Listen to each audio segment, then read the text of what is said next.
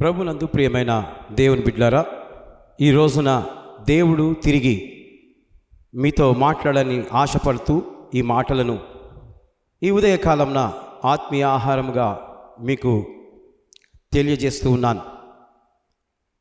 కాబట్టి ఈ నా మాటలు విని దేవుని యొక్క సన్నిధిలో మిమ్మును మీరు పరీక్షించుకోవాలని కోరుతూ ఉన్నాను. దేవునికి స్తోత్రం. నీ చూపు ఎలా ఉండాలి? యవన బిడ్డలారా, వృద్ధులారా, నీవు ఎలాంటి చూపును ఇతరులను చూస్తున్నావు?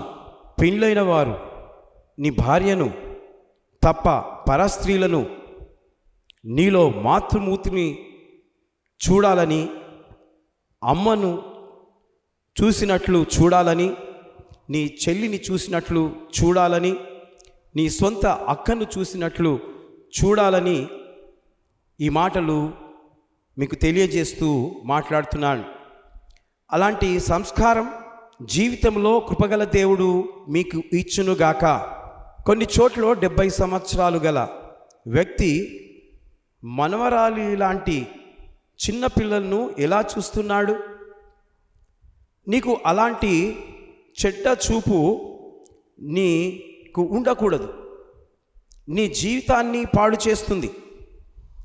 నీ మనస్సును ఈరోజే మార్చుకో. నీవు క్రైస్తవుడు కావచ్చు, క్రైస్తవేత్తవు కావచ్చు.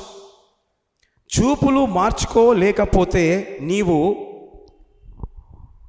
దేవుని యొక్క సన్నిధిలో అడుగు, ప్రార్థన చెయ్యి. అయ్యా, నా చూపులను మార్చు, నాలో ఉన్న చెడ్డ మనస్సును మార్చు, నాలో ఉన్న చెడ్డ ఆలోచనలను మార్చు, నాలో ఉన్న చెడ్డ హృదయాన్ని మార్చు ప్రభువా అని దేవునికి నీవు ప్రార్థన చేయి, దేవుణ్ణి అడుగు. అప్పుడు దేవుడు నిన్ను మారుస్తాడు. నీవు మార్పు చెందితే నిన్ను బట్టి సమాజమంతా కూడా సంతోషపడతారు. అదేవిధంగా దేవుడు సంతోషపడతాడు. హల్లెలూయా. దేవుడు ఈ మాటలు దీవించి ఆశీర్వదించునుగాక. May God bless you.